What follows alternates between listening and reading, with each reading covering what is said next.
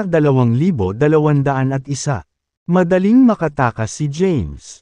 Pagkatapos ng lahat, kahit na ang kanyang cultivation base ay selyado, mayroon pa rin siyang napakalaking pisikal na lakas. At saka, nasa kanya pa rin ang celestial abode. Not to mention Sophie's presence. Iginiit niya na hindi niya ito tutulungang malutas ang usapan. Ngunit dapat niya itong tulungan sa pagtakas. Ang tanging bagay na inaalala niya ay target ng Divinity Sect ang kanyang pamilya kung siya ay tumakas. Nakatali si James. James, inaamin mo ba ang iyong mga kasalanan? Isang boses ang lumakas. Inayos ni James ang sarili at tumingin kay Yvonne. Natatawa. Anong kasalanan? Pinayuhan siya ni Yvonne. Bilang isang ina po ng mga makasalanan, dapat kang magsisi sa iyong mga kasalanan. Ngunit nakipagsabuatan ka sa lahing demonyo at nilinang ang demonic arts. Tinanong ni James, nasaan ang ebidensya? Itigil ang pagsisikap na magsalita ng paraan para makaalis dito. Malamig na sinabi ni Yvonne.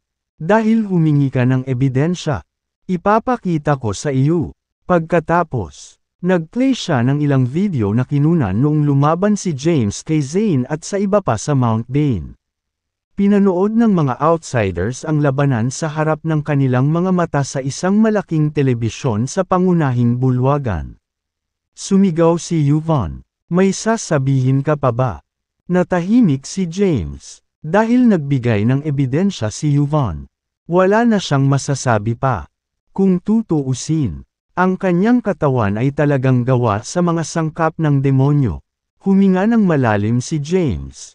Alam niyang napahamak na siya. Kahit makasalanan ako, inosente ang pamilya ko. Sana lang ay hindi mo na sila pahirapan matapos akong mahatulan ng kamatayan. Mga tagalabas ng 3,000 mundo. Subaybayan ang Divinity Sect. Huwag mo silang hahabulin sa pamilya ko. Nakahanda si James na mamatay. Gayunpaman, nag-aalala siya kina Thea at Winnie. Sa sandaling iyon, isang cultivator ang humakbang at nagsabi, dahil nalinang mo ang demonic arts, wala na akong masasabing makakatulong sa iyo. Gayunpaman, masisiguro ko ang kaligtasan ng iyong pamilya. Ako, si Cody Bow, ay gagawin ang aking makakaya upang tuparin ang aking salita. Nagsalita si Cody Bow ng Ethos Realm. Isa siya sa mga pinakadakilang mandirigma sa mga Sealed Realms. Dahil nagmula rin siya sa isang maimpluwensyang sekta. Hindi siya sa Divinity Sect gayunpaman natatakot. Dahil si James ay nilitis para sa paglinang ng demonic arts. Wala siyang magagawa para makatulong. Si James ay hindi masamang tao. Oo, sam-asang-ayon ako. Bagamat nilinang niya ang demonic arts, nasa isip lang niya ang mga interes ng Earth. Sa anumang kaso, dahil nilinang niya ang demonic arts, nararapat siyang mamatay. Marami ang nagpalitan ng kanilang opinyon. Nang makita ito, sumili ang mahinang ngiti sa mukha ni Yvonne. Ang lahat ay nasa loob ng kanyang mga kalkulasyon. Nakapagdesisyon na siya. Lilipulin niya si James kung tatanggi siyang ibunyag sa kanya ang mga lihim ng sacrilegious ascension at sakupin ang kanyang pisikal na katawan para sa kanyang sarili. Kasabay nito, gagamit siya ng isang tiyak na mahiwagang kayamanan upang ikulong ang kanyang kaluluwa at magsagawa ng masusing paghahanap. Sa ganoong paraan, matututunan niya ang tungkol sa pamamaraan ng paglilinang na nilinang ni James. James, hahatulan kita ng 30 araw ng pagtama ng kidlat. Mayroon ka bang huling mga salita? Lumakas ang boses ni Yvonne. Wearing a composed expression, James said, hanggat ligtas ang pamilya ko, wala akong pakialam. Good, sabi ni Yvonne. Pagkatapos, lumitaw ang mga misteryosong simbolo sa kanyang mga kamay. Sa pag-akyat nila sa langit, ang maaliwalas na kalangitan ay naging maulap. Ang Heavenly Tribulation Arc, nang makita nila ito, namutla ang mukha ng lahat. Si Yvonne ay nagsagawa ng isang nakakatakot na pamamaraan ng paglilinang at nagpatawag ng isang Heavenly Tribulation. Boom! Isang kidlat ang tumama sa halijing bato at pagkatapos ay si James. Nang tamaan ng kidlat si James, sakit lang ang naramdaman niya na maging ang kanyang kaluluwa ay nanginginig. Pagkatapos, nagpakawala siya ng isang matinding hiyaw. Walang humakbang pasulong upang ipagtanggol si James. Ni walang nakadama ng anumang simpatiya sa kanya pagkatapos ng lahat. Si James ay isang makalupa. Isang inapo ng mga makasalanan. Namatay ang kanilang mga ninuno dahil sa pagtataksil ng mga ninuno sa lupa. Matapos ang unang pagkidlat ng kidlat kay James, natamo na niya ang matinding pinsala. Gayunpaman, agad na umikot ang demonic energy sa kanyang buong katawan at pinagaling ang kanyang mga sugat. Bago pa siya makapag-react, tumama sa kanya ang pangalawang kidlat. Arg! Napasigaw si James sa sobrang sakit. Ang kanyang pisikal na katawan at maging ang kanyang kaluluwa ay dumanas ng matinding pagpapahirap.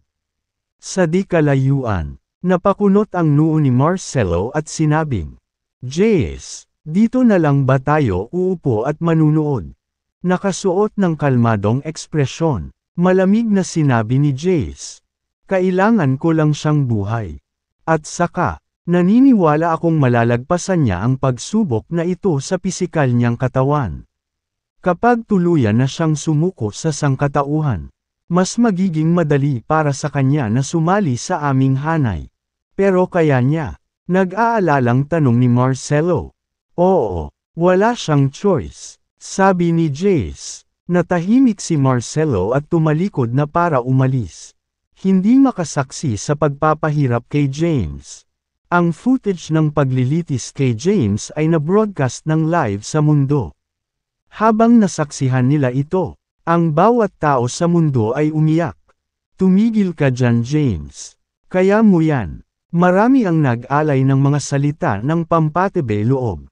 Samantala, si Thea, na nasa Kensington, ay umiyak nang makita ito. Sa sandaling iyon, gusto niyang magtungo sa Mount Bain at iligtas si James. Gayunpaman, hindi niya nawala ang kanyang pagiging makatwiran. Itinaya ni James ang kanyang buhay para iligtas sila. Kung tatanggo siya sa Mount Bain, hindi lamang niya mailigtas ang buhay nito, kundi lilikha pa siya ng mas maraming problema para sa kanya. Nang makitang pinahirapan si James, ikinuyong niya ang kanyang mga kamao. Nagmumura, "Ang sinaunang kaharian at ang sekta ng pagka-Diyos markahan ang aking mga salita. Maghihiganti ako." Ang kanyang ekspresyon ay same time. Tahimik siyang nanumpa na lipulin ang divinity sect na dapat mapaamo sa Mount Bain. Sa simula, nagawa ni James na labanan ang mga tama ng kidlat gamit ang kanyang pisikal na katawan. Gayunpaman, habang unti-unting nauubos ang kanyang demonic energy, lumalala lamang ang kanyang mga sugat. Hindi nagtagal, lumipas ang 2 linggo. Araw-araw, paulit-ulit na tinatamaan ng kidlat si James. Ang kanyang katawan ay labis na nasunog, at ang kanyang demonic energy ay ganap na naubos. Ang buhay ni James ay nakabitin sa pamamagitan ng isang hibla, at siya ay patuloy na nadula sa loob at labas ng malay. Sa loob ng celestial abode, alam ni Sophie ang nangyayari kay James. Kumunot ang kanyang kilay at sinabing, mamamatay siya kapag nagpatuloy ito. Sumulyap sa kanya ang spirit tool at sinabing, kung gayon, tulungan mo siya. Pero, sabi ni Sophie, alam mo kung sino ako. Paano ako makikialam kung ganoon lang? Bukod dito, nakuha niya ang Infinity Stellace. Kung tutulungan ko siya, magkakaroon ako ng mabigat na karma. Malamig na sinabi ng spirit tool. Si James ang may-ari ng Jabari Celestial Abode kung saan ka nakatira. Sa lahat ng ito, nakaipon ka ng dakilang karma habang tinutulungan mo siya. Sabi ni Sophie, maaari kong palayain ang karma na ito. At may kakayahan akong tiisin ito. Pagkatapos ay tulungan mo siya ng hindi direkta at paalisan siya sa kinaroroonan niya. Kung siya ay mamatay, ang Celestial Abode ay magiging walang master. Ngayong nagkahiwa-hiwalay na ang mga labi ni Emperor Jabari, hindi magiging madali para sa Celestial Abode na makahanap ng bagong master.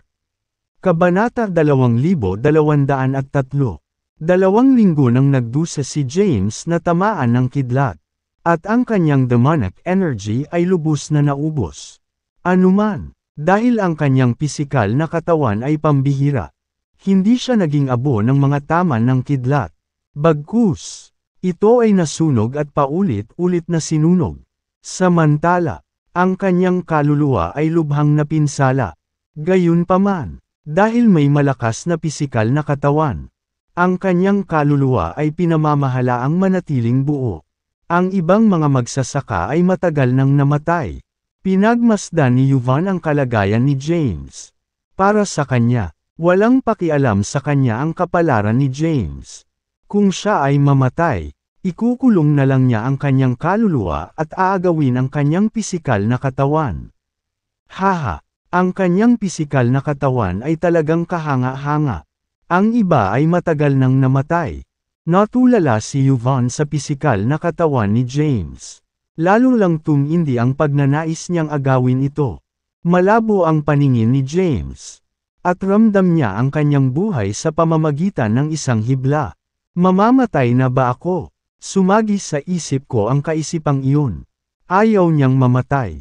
Gayunpaman, hindi siya makatakas dahil natatakot siya sa paghihiganti ng Divinity Sect sa kanyang pamilya. James. Sa sandaling iyon, ang boses ni Sophie ay nanggaling sa loob ng Celestial Abode. Sinagot niya ito. Sophie, James, tutulungan kitang makatakas sa Earth. Magtago ka at huwag kang babalik. Hindi ako makaalis. Sigaw ni James. Ano ang dapat kong gawin kung dinukot nila sina Thea at Winnie pagkatapos kong makatakas? Sabi ni Sophie, magpahinga ka, James. Kapag naabot mo na ang rurok ng paglilinang, maaari mo silang buhayin muli. Or talaga, nagdududa si James. Siyempre. Kailan pa ako nagsisinungaling sa'yo? Sige, tulungan mo akong makaalis dito. Hindi na ako makakatagal pa. Habang unti-unting nawawala ng malay si James, napagtanto niyang kailangan niyang umalis sa lugar na ito sa lalong madaling panahon. Sige, ihanda mo ang iyong sarili. Pilit kong bubuksan ang selyo sa Earth. Pansamantala, sakupin mo ang bintana ng pagkakataon at tatakas. Pero hindi ko alam kung saang sealed realm ka dadating. Hindi na mahalaga, daing ni James. Hanggat nabubuhay ako, wala akong balak pumunta kahit saan. Sige, sabi ni Sophie sa kaagad. Ang malakas na enerhiya ay natipon sa loob ng Celestial Abode at pumailan lang sa kalangitan. Napinalaki ang laki ng fissure sa hangin. Samantala, ang mga tanikala sa katawan ni James ay naputol, at siya ay pumailang lang sa langit. Samantala, matamang pinagmamasdan ni Yuvan si James. Sa sandaling sumuko siya sa mga taman ng kidlat. Gagawa siya ng kanyang hakbang. Gayunpaman, sa sandaling iyon, napagtanto niyang may mali. Nakaalas si James sa kanyang mga tanikala at umaakyat sa langit. Sa tingin mo saan ka pupunta? Nagdilim ang kanyang mukha nang tawagin niya ang isang ilusyon na kamay sa hangin. Sa pagtatangkang hilahin si James pabalik sa lupa. Sa pagkakataong iyon, ngumisi si Sophie at winigayway ang kanyang braso. Nagkaroon ng malakas na enerhiya mula sa loob ng Celestial Abode at hinarangan ang kanyang pag-atake. Ang mga malalakas na alon ng enerhiya ay naputol sa hangin at tinamaan si Yuvan, na napaatras at samuka ng isang subo ng dugo. Hahaha, sa sandaling iyon, umalangaw-ngaw ang isang dagandong ng tawa sa buong kabundukan. Ang sinaunang kaharian, ang sekta ng pagka-Diyos, at ikaw, Yuvan Zaimir, tandaan ang aking mga salita. Babalik ako at lipulin kayong lahat. Kabanata 2204. Lumakas ang boses ni James. Pagkatapos, pinasok niya ang selyo at nawala sa Mount Bane. Shit! Dumilim ang mukha ni Yvonne habang nagmumura. Sino ang tumulong sa kanya behind the scenes? Ang eksena ay naibroadcast ng live sa buong mundo. Nang makitang nakatakas si James, nakahinga ng maluwag si Thea. Bago umalis si James, tinawag niya ang natitirang lakas niya at umungol. Pagkatapos noon ay agad siyang nawalan ng malay. Sa pagpasok niya sa selyo, hindi niya alam kung saan siya haantong. Makalipas ang ilang oras, unti-unting namulat si James. Nakadama siya ng matamlay. Nang sinubukan niyang bumangon, isang matinding sakit ang lumabas sa kanyang katawan. Pagkatapos, nang mapagtanto niya ang isang puting kurtina sa kanyang harapan. Bumulong siya. Patay na ba ako? Nasaan ako? Ikaw ay gising. Habang siya ay naguguluhan, isang boses ang nagsalita. Sinubukan ni James na lumingon para tingnan kung saan nanggagaling ang boses. Gayunpaman, dahil siya ay malubhang nasugatan, ang matinding sakit ay nagmula sa loob ng kanyang katawan sa sandaling siya ay gumalaw. Malala ang mga sugat mo. Hindi ka dapat gumalaw, sabi ng boses. Pagkatapos, naramdaman ni James na umupo sa tabi niya sa kama. Hindi man niya makita ang mukha ng lalaki. Naamoy niya ang nakakaakit na halimuyak ng isang babae. Ibinuko niya ang kanyang bibig at sinubukang tanungin kung sino ang taong iyon. Gayunpaman, si James ay malubhang nasugatan. Isa ng himala na nakaligtas siya sa paulit-ulit na pagtama ng kidlat sa nakalipas na 2 linggo. Bagamat nagkamalay na siya, ramdam niya ang pag-ikot ng kanyang ulo at paglabas-masok ng kanyang kamalayan. Pakiramdam niya ay maaari siyang sumuko sa kanyang mga pinsala sa anumang oras. Pagkagising ay nawala na naman siya ng malay. Para sa susunod na 2 linggo, si James ay patuloy na nadudulas at nawawala sa malay. Ito ay tumagal ng 1 buwan. Ang kanyang pisikal na katawan ay nagpakita ng mga kakaibang kakayahan sa pamamagitan ng automatikong pagpapagaling sa sarili nito. Makalipas ang 1 buwan, sa wakas ay makakagawa na si James. Gayunpaman, hindi pa rin siya makagapang mula sa kama. Sa nakalipas na buwan, may nag-aalaga sa kanya. Kahit hindi niya alam kung sino siya, alam niyang malambing ang boses nito.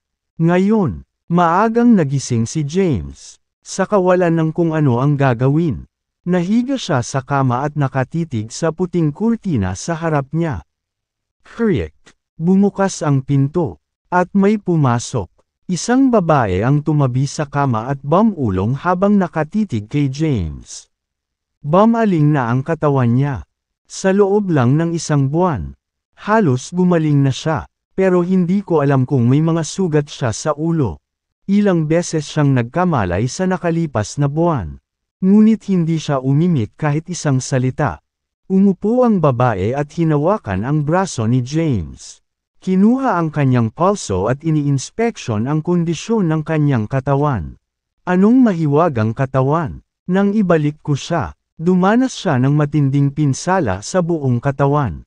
Bagamat inubos niya ang elixir na pinakain ko sa kanya, I'm pretty sure na ang elixir ko ay walang ganoong milagrong epekto. Binitawan ng babae ang braso ni James. My lady, may nangyaring masama. Sa sandaling iyon, isang boses ang nagmula sa labas ng pinto. Nang marinig ito ng babae ay nagmamadaling tumayo at lumabas ng kwarto. Humiga si James sa kama. Kaya niyang magsalita. Gayunpaman, pinili niyang manahimik dahil hindi niya alam kung nasaan siya ngayon o ang pagkakakilanlan ng taong Nagel iligtas sa kanya. Ngayon, halos gumaling na ang kanyang pisikal na katawan. Tanging ang kanyang lakas ay hindi pa bumabalik. Sa kanyang kasalukuyang kalagayan, maaari siyang ganap na bumangon sa loob ng 1 linggo. Kabanata 2205. Matapos ang tuloy-tuloy na tamaan ng kidlat sa loob ng 2 linggo. Ang kanyang pisikal na katawan ay dumanas ng matinding pinsala. At ang kanyang kaluluwa ay napinsala. Kahit 1 buwan na siyang nagpahinga, hindi pa rin gumagaling ang kanyang mga sugat. Ngayon, Ngayon lang siya nagkamalay. Gayunpaman, kahit na nakikita pa rin ang kanyang mga pinsala, ang kanyang demonic energy ay hindi gumagaling. Ang bilis ng kanyang paggaling ay unti-unting tataas.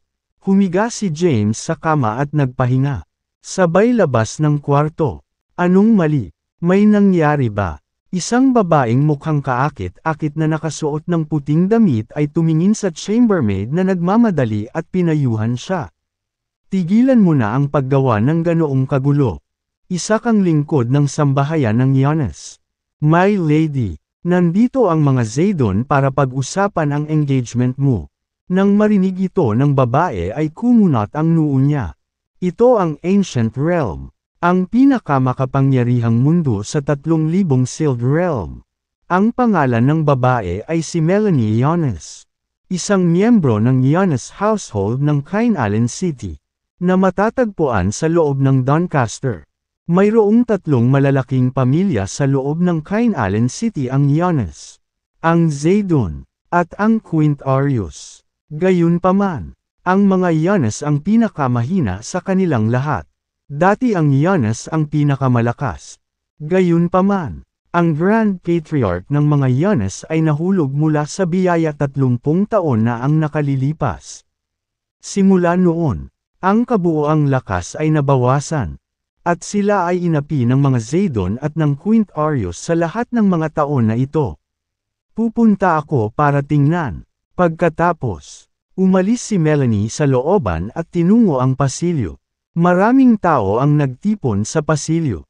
At nangunguna ang isang lalaking nasa katanghaliang gulang na nakasuot ng napakagandang damit. Siya si Zayd Giannis, ang kasalukuyang patriarch ng sambahayan ng Giannis. Nasa harapan niya ang isang matandang lalaki na naka-gray na roba at isang gwapong binata na nakaasul na roba. Ang matandang lalaki ay ang Zaydon sect elder. Samantalang ang binata ay tinawag na Justin Zaydon, isang kilalang cultivator sa kanyang mga kapantay. Lumapit si Melanie sa kanila.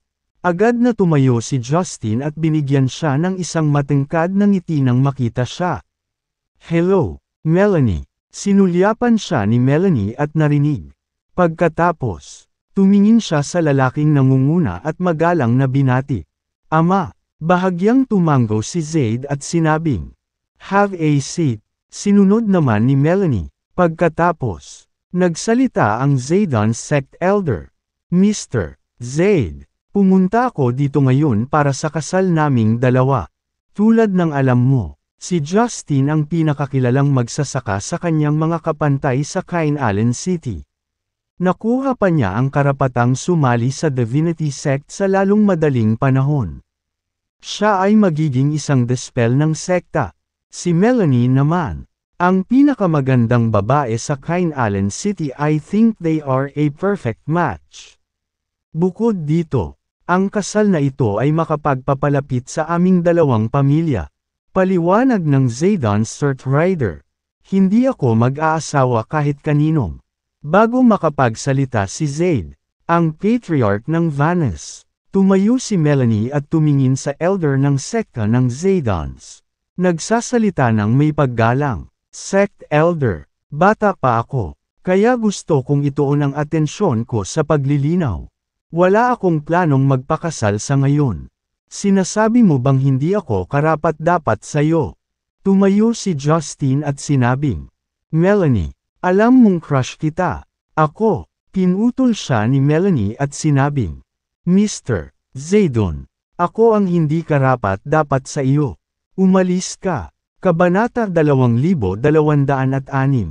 Sa sandaling iyon, humakbang si Zayd at nakangiting sinabi, Sect Elder Zaydon, wala pang gustong pakasalan ang anak ko sa ngayon.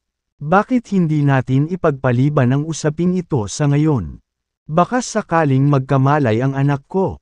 Dahil ang mga Zaydon ang pinuno sa 3 malalaking pamilya ng Kine Island City. Hindi nais ng mga Giannis na pukawin sila ng hindi kinakailangan. Melanie, nakatadhana kang maging akin. Tumingin si Justin kay Melanie na may galit na galit sa kanyang mukha at sinabi. Malapit na. Pupunta ka sa bahay ng mga Zayden at magmakaawa sa akin na pakasalan kita. Tapos, tumalikod na siya para umalis. Pinandilatan ng matatanda ng sekta ng Zaydon si Zayd at ngumisi. Walang utang na loob na hamak. Pagkatapos niyang magsalita ay tumalikod na siya para umalis. Nang makaalis na sila, napabuntong hininga si Zayd at sinabing, Melanie, hindi mo dapat tinanggihan ang alok nila. Dapat mong maunawaan kung anong uri ng sitwasyon tayo sa ngayon. Matapos ang pagsuso sa Divinity Sect, ang mga Zaydon ay naging mas abrasive at mayabang. Walang nang ahas na hamunin sila sa Cain Allen City. Kahit sa Doncaster, kakaunti ang mga pamilyang nang ahas na manindigan sa kanila. Sabi nga, dapat alam mo kung anong klaseng tao si Justine. Siya ay isang bihirang henyo. Ngunit siya rin ay isang malamig at walang awa na tao. Tsaka playboy siya na nakikigulo sa mga babae. Paano ako magiging masaya na ikasal siya? Nasa katawan ko lang ang mata niya. Kapag nakagawa na siya, mawawala na siya ng interes sa akin. Hinding-hindi ko siya pakakasalan. Bumantong hininga si Zayd. Ngayong tinanggihan mo ang kanyang mga pagsulong. Hindi ko alam kung anong uri ng mga taktika ang gagawin ng mga Zaydon. Nababahala lang siya na ang mga Zaydon ay gagawa ng mga underhanded na taktika sa likod ng mga eksena. Sa kasalukuyang lakas ng mga Yones, wala silang pagkakataon laban sa kanila. Naisip ito ni Melanie at sinabing, dahil pumasa si Justin sa eksaminasyon ng Divinity Sect at naging disipulo ng sekta, lilipat ako sa Welcome Academy. Hanggat naging disipulo ako ng Divinity Sect, hindi maglalakas loob ang mga Zaydon na gumawa ng hakbang laban sa atin. Ngunit nag-aalalang sabi ni Zayd, ang Welcome Academy ay may napakahigpit na proseso ng pagpasok. Sa katunayan, ang pagsali sa Welcome Academy ay mas mahirap kaysa sa pagsali sa Divinity Sect. Sigurado ka ba sa iyong mga pagkakataon?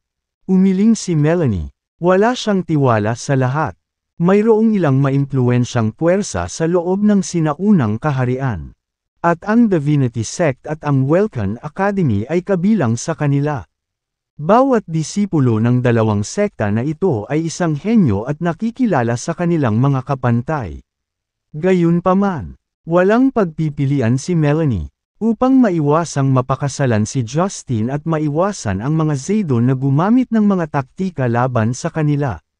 Maaari lamang siyang sumali sa Welcome Academy at maging isang disipulo. Ito ang tanging paraan upang pigilan ang mga Zaydon na gumawa ng hakbang. Sige, na-dismiss ka na. Bahagyang iwingayway ni Zayd ang kanyang kamay. Magpahinga ka na, Father, sabi niya at tumalikod na para umalis. Pagkalabas ng foyer, ang chambermaid na nag-abiso sa kanya ng pagdating ng mga Zaydon ay sumugod sa kanyang tabi. Paano nangyari? My lady, bumantong hininga si Melanie, tinanggihan ko ang alok nila. Gayunpaman, binyantaan nila ako ng mga salita. Natigilan ang chambermaid. Ano ang dapat nating gawin ngayon? Sinabi ni Melanie. Pumasa si Justin Zaydon sa eksaminasyon ng Divinity Sect at malapit ng maging disipulo. Sa lahat ng mga taon na ito, minamaliit ng mga Zaydon ang dalawa pang pamilya. Ngayon na sila ay sumipsap sa Divinity Sect, maaari silang maging mas abrasive. Sa pamamagitan lamang ng pagiging isang disipulo ng Welcome Academy maaari akong makalaban sa kanila. Natigilan ang chambermaid. Ano? Ang Welcome Academy. Pero nabalitaan ko na ang pagpasok sa Welcome Academy ay mas mahirap. Kailangan kong subukan kahit ano. Nagkataon. Ang Welcome Academy ay nagpapapasok ng mga bagong disipulo sa Doncaster kamakailan lamang. Ngayong dumating na ito, wala nang ibang pagpipilian si Melanie. Tumanggi siyang maupo at walang ginawa. Ang kanyang lalaki ay magiging isang babae na pipiliin niya at hindi isang napakarumi at kasuklam-suklam na lalaki tulad ni Justin. Nang hihinayang, bumalik siya sa looban. Pagpasok sa kwarto, napatingin siya kay James na nakahiga sa kama. at lumapit sa kanya. Then, she Saturday beside him and looked at James na blanko na nakatingin sa kisame. Napabuntong hininga siya. Aalis na ako sa loob ng ilang araw. Hindi agad kita maalagaan. Nakasalubong niya si James habang dumadaan siya sa isang bundok. Noon, ang kanyang katawan ay natatakpan ng mga sugat, at ang kanyang buhay ay nakabitin sa pamamagitan ng isang sinulid. Dahil ayaw niyang iwan siya sa sarili niyang kapalaran. Dinala siya nito. Bumalik at inalagaan siya. Kabanata 2207. Si Melanie Yanes ay malawak na itinuring ang pinakamagandang babae sa Cain Allen City. Hindi banggitin ang pinakamabait na puso. Hindi siya kailanman magsusungit, at kumilos siya ng may kabaitan sa lahat, anuman ang kanilang katayuan o kayamanan. Iniligtas niya si James dahil ayaw niyang mamatay ito sa kanila. Hindi ko alam kung sino ka at kung saan ka nanggaling. Sa anumang kaso, hindi kita maaalagaan. Bago ako umalis, gagawa ako ng mga kailangang ayusin.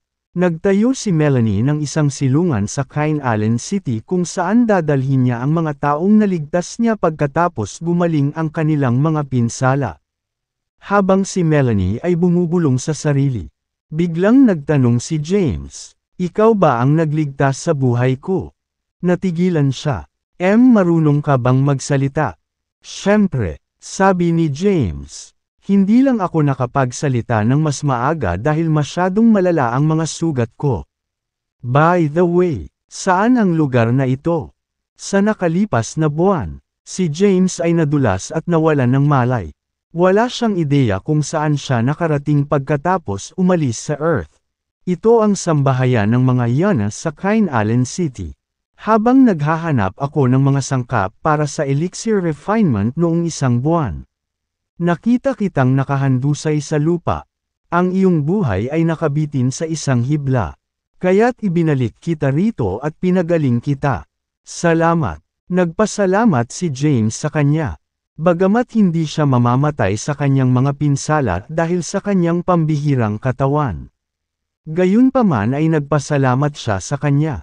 "By the way, nasaan ang Cain Allen City? Anong mundo ito?" tanong ni James.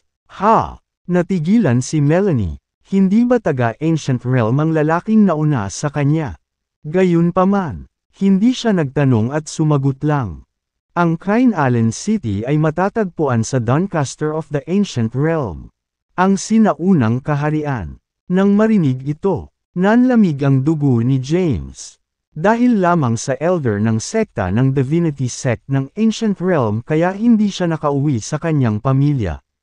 Kailangan niyang magkaroon ng sapat na lakas para labanan ang Divinity Sect bago siya makauwi. Kung hindi, walang saysay na bumalik.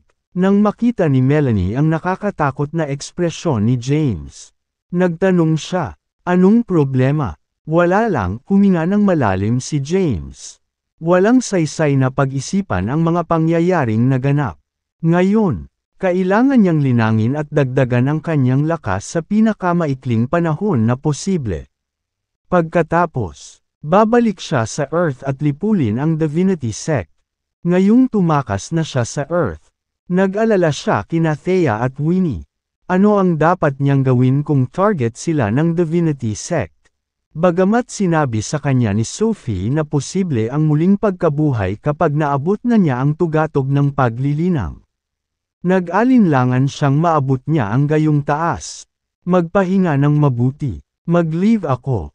Pagkatapos, tumalikod si Melanie para umalis. Sa mga sumunod na araw, hindi siya nagpakita. Si James naman ay nanatiling nakarite. Dahilan para dahan daw ang gumaling ang kanyang katawan. Kahit na hindi pa rin siya makagalaw ayon sa gusto niya, hindi na siya nawalan ng malay. Pagkaraan ng 3 araw, isinakay siya sa isang karwahe. Pagkatapos, dumating siya sa ibang lugar. "Sir," matapos mailagay sa isang kama sa isang bagong lokasyon. Isang boses ang dumating. Ito ang Angel's Haven Sanctuary. Isang shelter na itinataguyod ni Ms. Melanie. Sa ngayon, Magpahinga ka muna dito at gamutin ang iyong mga sugat. Nakita ni James na kinakausap siya ng isang babaeng may magagandang katangian. Kabanata 2208. Noong siya ay malubhang nasugatan, hindi man lang niya maibalik ang kanyang ulo. Dahil dito, hindi niya nagawang sulyapan ang kanyang tagapagligtas. Miss, pwede ko bang malaman kung sino ang babae mo? By the way, saan siya nagpunta? Siya ay tinatawag na Melanie Yanes. At siya ay nagpunta sa Doncaster City, ang pangunahing lungsod ng Doncaster, dahil ang Welcome Academy ay kasalukuyang tumatanggap ng mga bagong disipulo. Gusto ni Ms. Melanie na sumali sa akademya. Sagot ng babae. Nang marinig ito ni James ay nagsalubong ang mga kilay. Ang Welcome Academy. Ano ba yun? Tinanong niya. Ano ang Welcome Academy? Pinigilan ng babae ang isang ngiti at sinabing, sa tingin ko, hindi ka isang cultivator. O narinig mo ang tungkol sa Welcome Academy? Ngumiti lang si James at hindi nagsalita. Ipinaliwanag ng babae. Mayroon nilang maimpluwensyang puwersa sa sinaunang kaharian. Pangunahin ang sect, ang academy, at ang clan. Naguguluhan na tanong ni James. Ano ang ibig mong sabihin? Sabi ng babae, ang sect ay tumutukoy sa Divinity Sect. Nang marinig iyon, huminga ng malalim si James. Bagamat alam niya na ang Divinity Sect ay kabilang sa Ancient Realm, wala siyang ideya na ito ay nagtatamasa ng napakataas na katayuan. Ang Academy ay tumutukoy sa Welcome Academy. Samantala, ang clan ay tumutukoy sa sinaunang clan. Nang marinig ang paliwanag, mayroon na ngayong magaspang na ideya si James sa pamamahagi ng kapangyarihan sa loob ng sinaunang kaharian. Naintriga rin siya sa Welcome Academy. Dahil wala siyang mapupuntahan sa Ancient Realm, maaari siyang sumali sa Welcome Academy at maging isang disipulo doon. Minsang nilinang niya, sapat na, babalik siya sa Earth at maghayganti. Walang dapat ikabahala si James pagdating sa mga usapin sa Earth. Pagkatapos ng lahat, ang Earth ay mayroon pa ring Mount Spring Castle na bumaling. Ang makapangyarihang mga figure ng Mount Spring Castle ay hindi uupo sa gilid kung sino man ang manggahas na kumilos laban sa Earth. Tungkol naman sa Selyo, wala rin siyang dapat ikabahala dahil nasa kamay niya ang 4 na susi. Hanggat nanatili siya rito, ang Selyo sa Earth ay hindi na mababawi. At ang 3,000 na mundo ay hindi magsasama sa Earth. Huminto siya sa pag-aalala tungkol sa nalalapit na mga kalamidad at mga providence na malapit ng lumitaw sa Earth. Ngayon, ang tanging bagay na kailangan niyang gawin ay manatiling nakatago sa Ancient Realm at mag-cultivate ng masigasig bago bumalik sa Earth. Kailangan niyang maabot ang kahit man lang sa mage rank noon. Kung hindi, hindi siya magkakaroon ng pagkakataon laban kay Yuvan Zymir sa isang laban. Nang maalala niya ang mga kasuklam-suklam na gawa ni Yuvan, mas lalong tumindi sa kanyang puso ang pagnanais na lumakas. Magpahinga ka na, sir. Magpapaalis na ako. Pagkatapos, tumalikod ang babae para umalis. Sa mga sumunod na araw, nag-concentrate si James sa pagpapagaling ng kanyang mga sugat. Habang unti-unting bumabangon ang kanyang katawan at tumaas ang kanyang demonic energy, unti-unting gumaling ang kanyang katawan. Sa 3 araw mula nang ilipat siya sa kanlungan, nakalakad na siya. Sa 5 araw, halos nabawi na niya ang kanyang pisikal na lakas. Ngunit kailangan niya ng oras upang maibalik ang kanyang cultivation base. Gayunpaman, hindi makapaghintay si James. Kung maantala pa siya, malalampasan niya ang deadline para sa proseso ng pagpasok sa Welcome Academy. Kaya naman, pinili niyang umalis ng walang problem. Pagkatapos umalis sa Angel's Haven Sanctuary, umalis siya sa Kainalen City at nagsimulang maglakbay patungong Doncaster City. Sa sandaling umalis siya sa lungsod, nakakita siya ng isang liblib na lugar at pumasok sa Celestial Abode. Doon, Pinulot niya ang Empyrean berries at inubos ang mga ito bago pinagaling ang kanyang mga sugat sa time chamber. Hindi nagtagal, gumaling ang kanyang mga sugat, at ang kanyang lakas ay bumalik sa kanyang pinakamataas na anyo. Sa isang bundok ng sinaunang kaharian, si James ay nakikipaglaban sa isang mabangis na hayop. Ang hayop ay isang malaking sawa na ilang daang metro ang haba. Habang hinahampas ni James ang kanyang kamao, agad na sumabog ang sawa, na may kagalakan sa kanyang mukha. Bumulong siya. Nagdusa ako ng matinding pinsala mula sa mga tama ng kidlat at muntik na akong sumuko sa kanila. Ngunit ang aking katawan ay gawa sa demonic lotus. Ang kidlat ay nakapagpapalusog din sa aking katawan. Ngayong gumaling na ang aking mga sugat, ang aking pisikal na lakas ay dapat nakatumbas ng unang hagdan ng walang kamatayan na pag-akyat. Bagamat muntik nang mawala ng buhay si James, gayunpaman ay nakakuha siya ng napakalaking klase. Ang kanyang pisikal na lakas ay tumaas hanggang sa isang lawak na kaya niyang labanan ang ilan sa unang hagdan ng Immortal Ascension. Kahit na ang kanyang pisikal na lakas ay nasa unang hagdan ng Immortal Ascension, hindi tumaas ang kanyang ranggo. Sa katunayan, siya ay nasa Herculean 5th layer lamang. Pagkatapos laban sa halimaw upang suriin ang kanyang kasalukuyang lakas, si James ay nagmamadaling pumunta sa Doncaster City. Sa sumunod na 3 araw, gumagalaw si James. Makalipas ang 3 araw, nakarating siya sa kanyang destinasyon. Nang umalis siya sa bulubundukin, isang malaking lungsod na 1,000 taong gulang ang lumitaw sa kanyang harapan. Ang mga pader nito ay daan-daang metro ang taas, at ang mga ito ay itinayo mula sa kulay abong granite. Sa labas ng mga pader, mayroong maraming nakasuot ng sandata na mga gwardya na armado ng mga espada na naka-garrison. Ang mga salitang Doncaster City ay inukit sa gate ng lungsod. Habang pinagmamasdan ni James ang lungsod sa harap niya, bumulong-bulong siya. Dapat itong Doncaster City, ang pangunahing lungsod ng Doncaster. Iniisip ko kung ang Welcan Academy ay nagpapapasok pa rin ng mga alagad. Sana makayanan ko. Walang mapupuntahan si James sa banyagang lupaing ito. Dahil ang Welcan Academy ang pinakamalakas sa Ancient Realm. Maaaring matanggap niya ang proteksyon nito sa hinaharap sa pamamagitan ng pagiging alagad nito. Bukod dito, alam din niya na ang Welcan Academy ay may masamang dugo sa Divinity Sect. Ito ang dahilan kung bakit pumunta si Melanie dito. Naglakad si James sa mga abalang lansangan na puno ng mga tao. Sa magkabilang gilid ng kalye, maraming magsasaka ang nagbebenta ng mga armas, elixir, at mga pamamaraan ng paglilinang.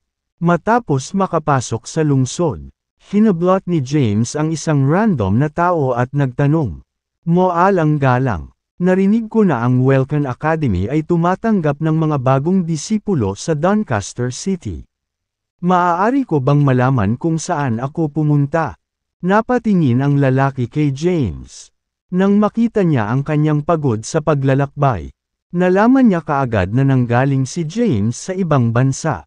Nakaturo sa isang direksyon. Sinabi niya, kasalukuyan silang nagre-rehistro sa City Lord's Mansion. Magmadali. Ngayon ang huling araw ng pagpaparehistro. Kung makaligtaan mo ito, kailangan mong maghintay ng 1 pang taon. Salamat. Then, agad namang nagmadali si James. Hindi nagtagal. Nakarating siya sa City Lord's Mansion. Maraming tao ang nagkukumpulan sa labas. Sa harap ni James ay ilang mesa, at maraming kabataan ang nagre-rehistro ng kanilang mga pangalan sa isang papel. Samantala, mahaba ang pila sa likod. Ang lahat ay dumating dito mula sa malayo upang maging isang alagad ng Welcan Academy. Lumipat si James sa likod ng pila. Pagkatapos ng 3 oras na paghihintay, sa wakas ay turn na niya. Pangalan, edad, sa address, may isang babaeng nakasuot ng puting damit, kung saan nakasulat ang mga salitang Welcan Academy. Hindi man lang niya inangat ang ulo para sulyapan si James. Si James, 36, buhong na magsasaka, walang matatag na tirahan. Matapat na sagot ni James. Isinulat ng babae ang lahat. After the registration was done, she said coolly, "Sige, registered ka na." Magtipon sa labas ng gate ng lungsod bukas ng umaga. Pagkatapos, tumalikod si James para umalis. Pansamantala, binalak niyang manatili pansamantala sa isang inn.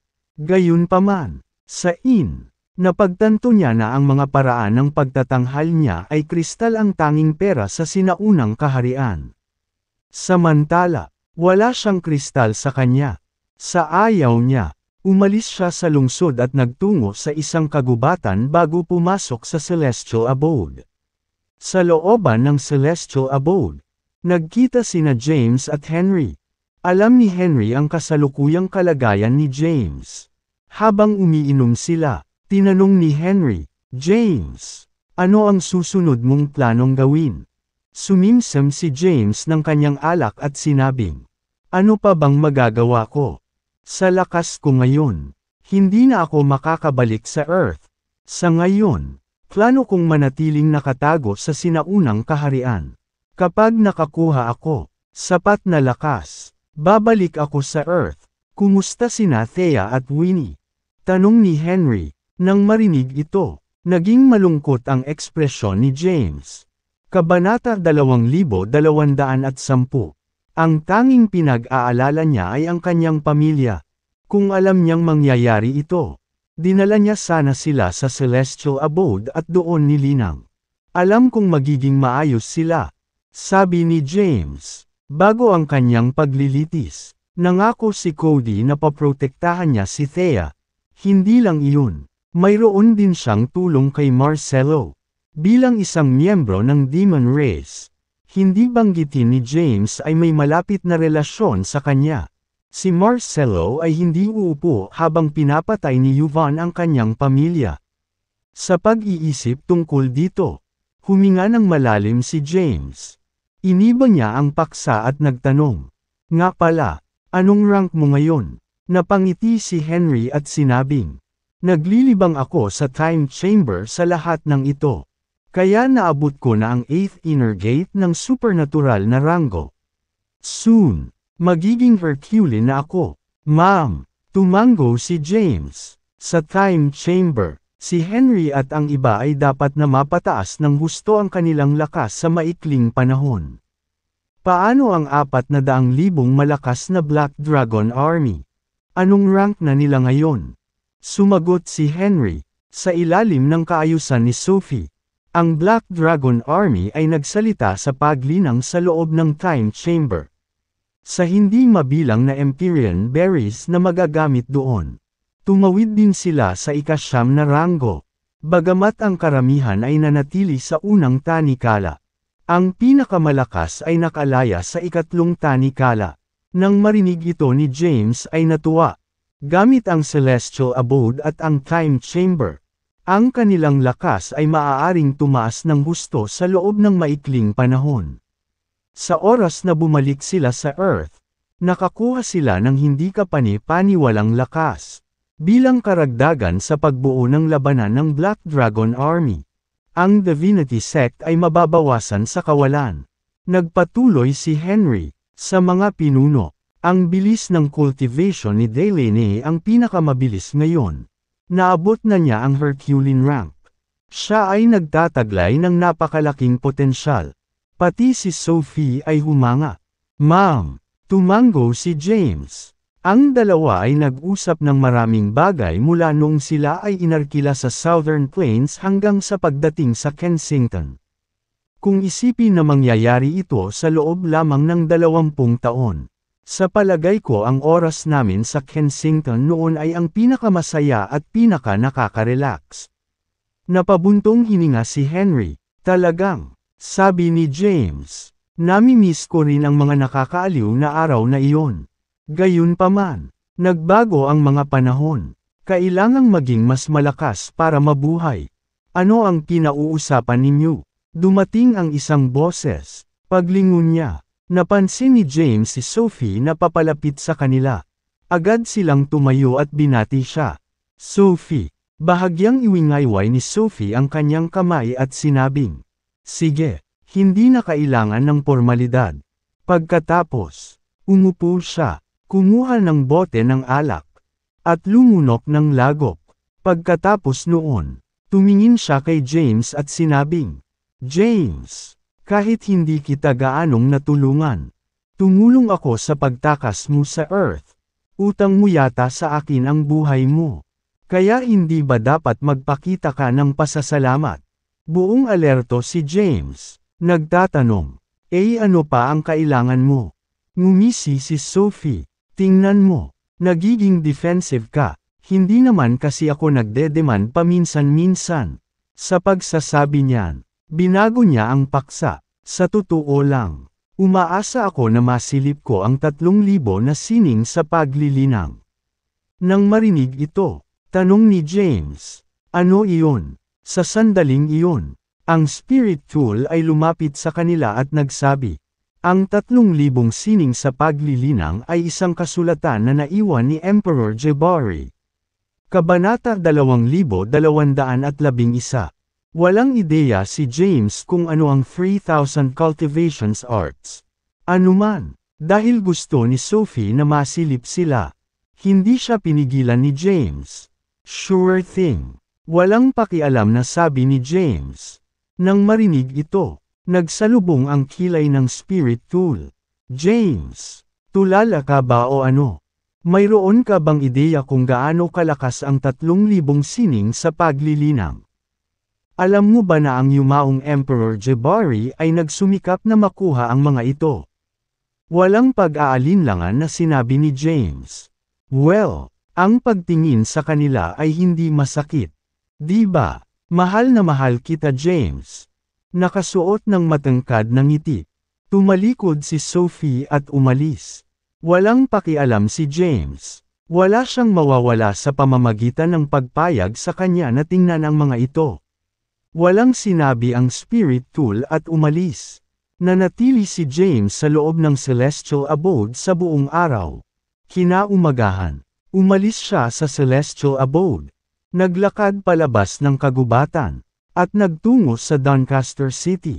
Pagdating niya, marami na ang nagkukumpulan sa pintuan ng lungsod.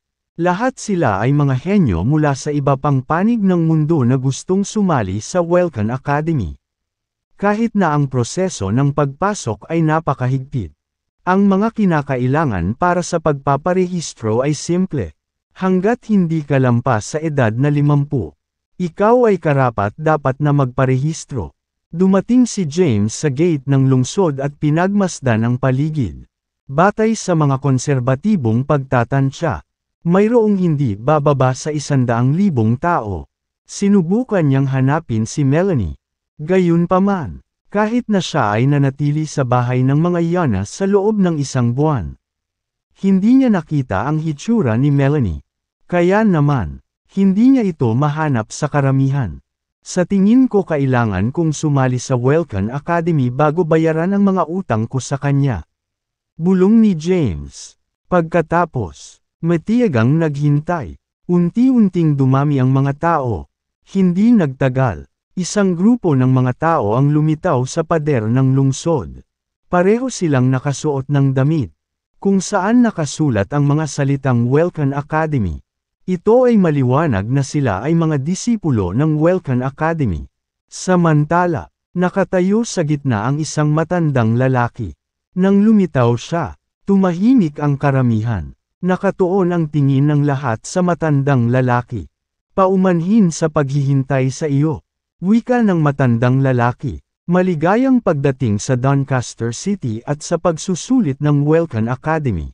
Ako ang taong kapalit ng pagsusulit at pati na rin ang sect elder ng akademya. Pahintulutan kitang ipaalam sa proseso ng pagsusulit." Nagsalita ang sect elder. "Ang eksaminasyon ay gaganapin sa Moonlit Ridge Painting. Isang hindi mabibili na kayamanan ng Welcan Academy kapag nakapasok ka sa pagpipinta. Bawat isa ay makakakuha ng isang token. At ang iyong layunin ay upang kunin ang mga token ng iba. Para sa bawat token na makukuha mo, maglalaro ka ng 1 puntos. Kapag nawala mo ang iyong token, madi-disqualify ka sa lugar. Kasabay nito, kailangan mong magtungo sa gitnang rehiyon kung saan matatagpuan ang arena. Sa sandaling pumasok ka sa arena, walang sino man ang papayag ang kunin ang iyong token. Kabanata 2212. Mayroon kang limitasyon sa oras na 10 araw. Ikaw ay madi-disqualify kung hindi ka makapasok sa arena sa gitnang rehiyon sa loob ng 10 araw. Ang bilang ng mga token na kukunin mo ay magdedetermina lamang ng iyong ranggo at ang kalaban na itatalaga sa iyo sa arena. Ang iyong pangunahing layunin ay dapat na makarating sa arena sa lahat ng mga gastos. Tandaan mo, 10,000 openings lang. Kapag nakapasok na ang 10,000 tao sa arena, ang iba ay madi-disqualify kaagad anuman ang mga token na mayroon ka sa iyong pag-aari. Pagkatapos ng 10,000 tao na makapasok sa arena, isang labanan ang gaganapin upang matukoy ang pagpasok ng 1,000 disipulo. Nangangahulugan ito na 1,000 tao lamang ang karapat-dapat na sumali sa Welcome Academy. Hindi lamang iyon, ngunit ang mga nasa nangungunang 10 ay magkakaroon ng karapatang maging isa sa mga disipulo ng sect elder. Samantalang ang numero 1 nangungunang kalahok ay tatanggapin bilang isang inner disciple ng punong guro. Maikling inilarawan ng sect elder ang mga patakaran ng proseso ng pagpasok. Nang marinig ang paliwanag, halos alam ni James ang tungkol sa mga patakaran. Sa daan patungo sa gitnang rehiyon, makakatagpo sila ng maraming mga disipulo ng Welcome Academy na haadlang sa kanilang pag-unlad. Ang direktang pagpunta sa gitnang rehiyon ay hindi isang madaling gawain. Matapos ipaliwanag ang mga patakaran, iwinagayway ng sect elder ang kanyang braso, at isang berdeng ilaw ang lumabas sa kanyang manggas. Ang berdeng ilaw ay lumipad sa hangin at naging isang malaking pagpipinta na 1,000 metro ang haba. Lahat, ito ang Moonlit Ridge painting. Magsimula na ang pagsusulit. Habang lumalakas ang boses ng sect elder, marami ang pumailang lang sa langit at pumasok sa painting. Si James, gayunpaman, ay hindi nagmamadaling pumasok. Maraming tao ang nagtipon sa pader ng lungsod. Naka-cross-arm ang isang binata na nakasuot ng puting robe habang pinagmamasdan ang mga masigasig na examinees na pumapasok sa painting. Isang babae ang lumapit sa kanya at magalang na binati. Zane, sinulyapan siya ng lalaki at malamig na nagtanong. May problema ba? No, nagmamadaling ibinaba ng babae ang ulo at umiwas ng tingin. Kalahati. Sa sandaling iyon, lumapit sa kanila ang sect elder. Zane, Master, magalang na bati ni Zane Bridger sa kanya. Napabuntong hininga ang sect elder. Ang Divinity Sect ay isang hakbang sa unahan natin sa pamamagitan ng pagtanggap ng mga disipulo na si Doncaster. Kaya sa palagay ko ay hindi tayo makakatanggap ng kahit na sinong mga kilalang disipulo. Proseso, mukhang matatalo na naman tayo nila sa darating na kompetisyon. Sabi ni Zane, sabi na nga lang. Wala namang rules na nagsasaad na ang mga bagong pasok na disciples lang ang makakasali sa darating na kompetisyon. Hanggat wala pa sila sa edad ng titi, sumali silang sumali.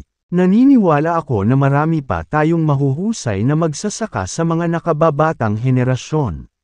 Sinulyapan ng sect elder ang mga examinees na pumapasok sa Moonlit Ridge painting at sinabi, sana makahanap tayo ng ilang talento sa pagkakataong ito. Sa lahat ng ito, tayo ay natatabunan ng Divinity Sect. Umaasa ako na makakahanap tayo ng ilang individual na may napakalaking potensyal at manindigan sa Divinity Sect. Sa sandaling iyon, maraming tao ang bumuhos sa painting. Nang makitang karamihan sa mga pagsusulit ay pumasok, si James ay lumundag sa hangin at sumama sa kanila. Ang Moonlit Ridge painting ay misteryoso. Sa labas, parang ordinaryong painting. Gayunpaman, mayroong ibang mundo sa loob ng pagpipinta. Habang nakatingin si James sa malayo, napagtanto niyang walang katapusan. Siya ay nagpakita sa isang bundok. Pagdating niya, bumaba mula sa langit ang isang puting token na may nakasulat na Welcome Academy. Hawak ang token sa kanyang kamay. Bumulong siya. Ito ba ang token? Pagkatapos makuha ang kanyang mga bearings, tumungo siya sa direksyon ng gitnang rehiyon. Bago pa man siya makakbang ay may hamarang sa kanyang dinadaanan. Ibigay ang token kung alam mo kung ano ang makakabuti para sa iyo. Nakangiting hamarang ang isang mabilog na lalaki na may hawak na espada. Tinignan ni James ang lalaki. Nang maramdaman na ang kanyang cultivation base ay nasa Herculean first layer. Ngumisi siya, gusto mo ang token ko? Kabanata 2213. Walang pakialam si James sa isang cultivator sa Herculean first layer. Sa kanyang kasalukuyang lakas, madali niya itong malipol nang hindi gumamit ng sacrilegious ascension. Pilyong ngumisi siya sa lalaking nasa harapan niya. Putol ng 3P. Dumilim ang mukha ng lalaki habang inihahampas ang kanyang espada. Ang nakakatakot na sword light ay naputol sa hangin at sumugod kay James. Bahagyang ngumiti si James nang lumitaw siya ng 100 metro ang layo sa isang kisap mata. Nang ang sword light ay nakipag-ugnayan sa lupa, ang lupa ay dumagundong. May lumitaw na espada sa kamay ni James. Ito ay ang primordial dragon blade na itinago niya sa celestial abode. Gamit ang espada sa kamay, nagpakita siya sa harap ng lalaki. Bago pa makapag-react ang lalaki, nakadikit na sa leeg niya ang espada ni James. Ako, nanlamig ang dugo niya. Siya ay isang Herculean first layer, na may kapangyarihan sa kanyang edad. Ngayon, gayunpaman, natalo siya sa ilang segundo. Inabot ni James ang kanyang braso at malamig na sinabi, "Halika." Frustrated, tumingin ang lalaki kay James at nagmakaawa. Natutunan ko na ang mga pagkakamali ko. Bigyan ako ng pagkakataon. Madi-disqualify ako kung kukunin mo ang token ko. Sa lakas ko, may karapatan akong maging disipulo ng Welcome Academy. Napangiti ng mahina si James at hinampas ng palad ang dibdib ng lalaki.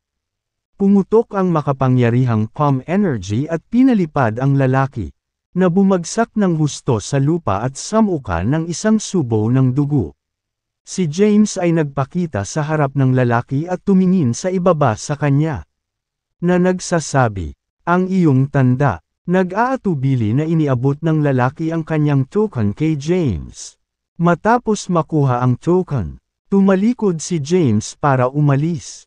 Samantala, ang lalaking nawala ng kanyang token ay sapilitang inilabas sa Moonlit Ridge painting at na-disqualify. Sa sandaling nakuha na niya ang kanyang mga bearings, si James ay pumindot pasulong. Sa daan, nakatagpo siya ng maraming examinees na nakikibahagi sa matinding labanan laban sa isa't isa sa pag-asang makakuha ng higit pang mga token para sa kanilang sarili. Alam ni James na tinutukoy lamang ng token ang preliminary ranking at dahil dito, hindi mahalaga. Ang pangunahing layunin ay dapat na magtungo sa arena sa gitnang rehiyon. Samantala, pinalibutan si Melanie ng 3 lalaki sa isang lugar na hindi masyadong kalayuan kay James. Ang iyong token, Miss. Napapaligiran. Kinagat ni Melanie ang kanyang mga labi. Alam niyang madi-disqualify siya kapag nawala ang token. Wala siyang pagpipilian kundi maging isang alagad ng Welcome Academy. Kung hindi, ang kanyang pamilya ay maniniil ng mga Zedon. Gayunpaman, ang 3 lalaki sa kanyang harapan ay naglabas ng aura na wala sa kanya. Bukod dito, hindi siya nagkaroon ng pagkakataon laban sa 3 tao ng sabay-sabay. Bitawan mo na ako. Gusto ko talagang maging disipulo ng Welcome Academy. Hahaha. Tawa ng tawa ang isang lalaki. Sino ba ang ayaw maging alagad ng Welcome Academy? Gayunpaman, kailangan mong magkaroon ng ilang lakas upang magawa ito. Paano kung dumating ka sa gitnang rehiyon? Sa iyong lakas, hindi ka makakarating sa pinakamataas na libo. Hindi ako susuko. Gagawin ko ang aking makakaya. Sabi ni Melanie na may determinasyon sa kanyang mga mata. Pagkatapos, itinaas niya ang kanyang espada at itinuro ang kanyang mga kalaban, na nagsasabing, halika, dahil may death wish ka. Huwag mo kaming sisihin sa susunod na mangyayari.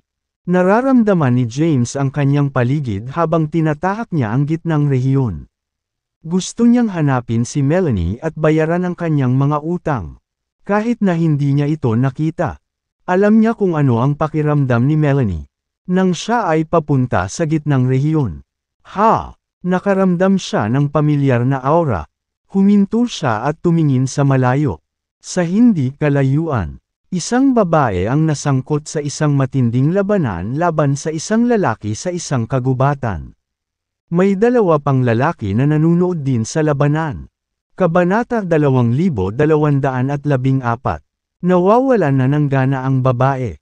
Tumutulo ang dugo sa sugat sa braso at nabahiran ang puting damit. Anuman, lumaban siya. Ayaw sumuko. Si Melanie ba yun? Tumayo si James sa himpapawid at pinanood ang labanan sa ibaba. Parang pamilyar ang aura ng babae. Nang walang kaunting pag-aalinlangan, bumaba siya mula sa langit at tuloy-tuloy na bumagsak sa lupa. Sumisigaw, tumigil ka nga dyan. Lumakas ang boses niya. Nang marinig ito ni Melanie at ng kanyang kalaban ay napalingon kay James. Nang makita siya, napatulala si Melanie, hindi ba? Samantala, nakita si James ang kalaban. Nang maramdaman niya ang kanyang kakaibang aura, nagbanta siya. Wala kang pakialam. Iwasan mo ito. Hindi siya pinansin ni James at naglakad siya palapit kay Melanie. Ang napakarilag na babae sa harap niya ay may magaganda at maselang katangian. Gayunpaman, siya ay kasalukuyang nasa isang kahabag-habag na estado. Ang kanyang braso ay nasugatan, at ang kanyang damit ay may mantsa ng dugo. Hindi sigurado sa kanyang pagkakakilanlan. Tinanong ni James, Melanie Yanes, bakit ka nandito? Nakilala agad ni Melanie si James. Ito ang lalaking iniligtas niya. Ikaw talaga. Nang marinig ang pamilyar na boses, sigurado na si James na ang babaeng nasa harapan niya ay si Melanie. May death wish ka. Swish! Ang lalaki sa likod nila ay nagmura at iniwagayway ang kanyang espada, na nagpatawag ng alon ng sword energy na gamutay sa hangin.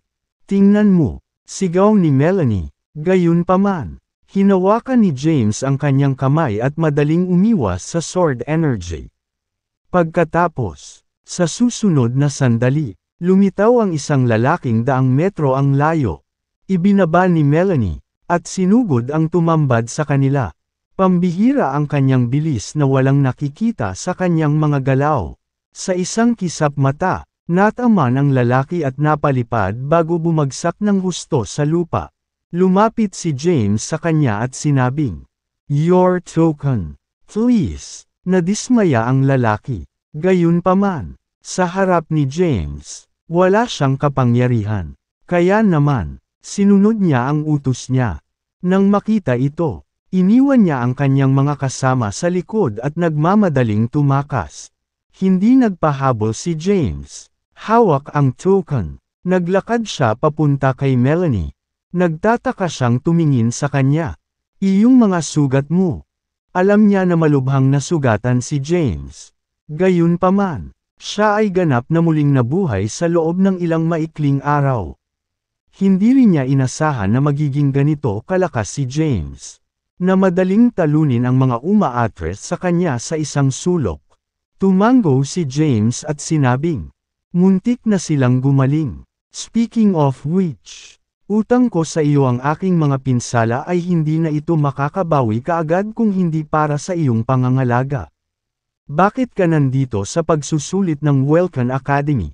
Tanong ni Melanie. Nakangiting sabi ni James, "Well, I came here in a hurry after learning na nandito ka rin. At saka, Dahil wala akong mapupuntahan, gusto kong humanap ng mapaglilinang. Dahil ang Welcan Academy ay parang isang magandang lugar. Pumunta ako dito para sa pagsusulit. Pagkatapos, sinulyapan niya si Melanie, batay sa labanan kanina. Alam niyang nasa paligid lang siya ng 7th inner gate ng supernatural. Hindi siya makakasali sa Welcan Academy na may ganoong lakas. Dahil nailigtas mo ang buhay ko. Kailangan kitang gantihan sa anumang paraan. Gusto mo ba talagang sumali sa Welcan Academy? Tanong niya. Oo. Tumango si Melanie. Nangako si James sa kanya. Tutulungan kita at isasama kita sa arena sa gitnang rehiyon. Gayunpaman, hindi tayo matutulungan sa labanan pagkatapos. Salamat. Nagpasalamat si Melanie sa tulong ni James. Ang mga kinakailangan para sa pagsali sa Welcan Academy ay napakahigpit. Kabilang sa 10,000 examinees na matagumpay na nakapasok sa arena. 1,000 lamang ang may karapatang sumali sa akademya pagkatapos ng labanan. Alam ni Melanie na hindi niya magagawang maging disipulo ng Welcan Academy sa kanyang kasalukuyang lakas. Anuman, kailangan niyang ibigay ang kanyang makakaya. Bukod dito, may tulong na siya kay James. Hindi na magiging mahirap ang pagpunta sa gitnang rehiyon. Siya nga pala, nang may naalala si Melanie kay James na nagmamakaawa. Ha? Naguguluhan na tanong ni James. Bakit ka ganyan makatingin sa akin? Sabi ni Melanie, hindi ba sinabi ng sect elder na ang mga token ang magdedetermina ng rankang natin? Ibig sabihin, mas maraming token ang nakukuha ko. Mas mataas ang rankang ko. Samantala, ang kasalukuyang ranggo ay nagsisilbi lamang upang italaga ang aming mga kalaban. Kung mas mataas ang rankang ko, baka makapasok ako sa top 1,000 kahit matalo ako sa darating na laban. Napaisip si James. Iyon daw ang nangyari. Dahil ang bilang ng mga token na nakuha ay nagpasya ng ranggo ng isang tao at pagkatapos ay ang isang kalaban. Maiiwasan ni Melanie na ma-disqualify kung mayroon siyang sapat na bilang ng mga token kahit na siya ay natalo. Iyon ang pakinabang ng pagkuha ng mga token ngayon. Pwede mo ba akong tulungan? Tumingin siya kay James na nagmamakaawa at sinabing, gusto ko talagang sumali sa Welcan Academy. Sige. Walang problema. Tumango si James. Si Melanie ang kanyang tagapagligtas. Paano niya tatanggihan ang kanyang kahilingan sa ganitong kritikal na sandali? Sinabi niya, ibibigay ko sa iyo ang lahat ng mga token na kukunin ko mula ngayon. Natigilan. Sinabi ni Melanie, pero paano ka? Nakangiting sabi ni James. Kailangan ko lang pumasok sa arena sa Central Region. May tiwala naman ako sa lakas ko pero wala akong ideya kung ano ang magiging laban. Kung ang mga nanalo ay pinahihintulutan na patuloy na magbigay ng mga hamon sa mga may mas mataas na ranggo, maaaring mahirap para sa iyo na sumali sa Welcan Academy kahit na mayroon kang sapat na mga token. Pagkatapos ng lahat, ang iyong lakas ay kasalukuyang mahina. Sa anumang kaso, kailangan kong subukan. Sige. Tutulungan kita gaya ng pangako. Fair na, sabi ni James. Matapos kumpirmahin ang kanyang mga direksyon, nagpatuloy siya sa direksyon ng gitnang rehiyon. Isa itong kagubatan na mahirap daanan. Dahil dito, naglakbay sina James at Melanie sa himpapawid. Hindi nagtagal. Ang kanilang mga landas ay naharang ng isang grupo ng mga tao na nakasuot ng puting damit. Kung saan nakasulat ang mga salitang Welcan Academy. Kumunot ang noo ni James nang makita sila. Pagkatapos, bumaba sila mula sa langit at tuloy-tuloy na lumampas sa lupa. Bulong ni James, anong nangyayari dito? Bakit may mga disipulo ng Welcan Academy na humaharang sa aming dinadaanan sa loob ng Moonlit Ridge Painting? Paliwanag ni Melanie. Nabalitaan ko na normal lang itong gawin dito. Ipinadala sila dito ng akademya upang madagdagan ang kahirapan ng pagsusulit. Pagkatapos ng lahat, Ang Welcan Academy ay ang nagngangalang akademya sa Ancient Realm. Kakailanganin nating dumaan sa ilang mga round ng obstacles. Gayunpaman, hindi nila gagamitin ang kanilang buong lakas. Kung hindi, ang Welcan Academy ay hindi makakatanggap ng mga bagong disipulo. Nang marinig ito, naunawaan ni James kung ano ang nangyayari ngayon. Paglapag ng dalawa sa lupa, isang grupo ng mga disipulo ng akademya ang bumungad sa kanila. Pupunta ka ba sa gitnang rehiyon? Nakangiting sabi ng isa sa kanila.